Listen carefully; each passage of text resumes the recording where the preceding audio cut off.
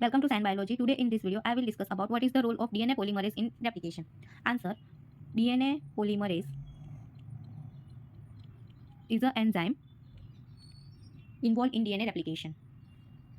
DNA polymerase adds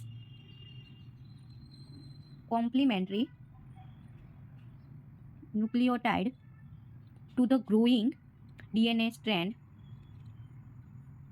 depending on the nucleotides in the template strand. DNA polymerase required RNA primer for the initiation process. DNA polymerase adds new nucleotide to 3' end of growing DNA strand.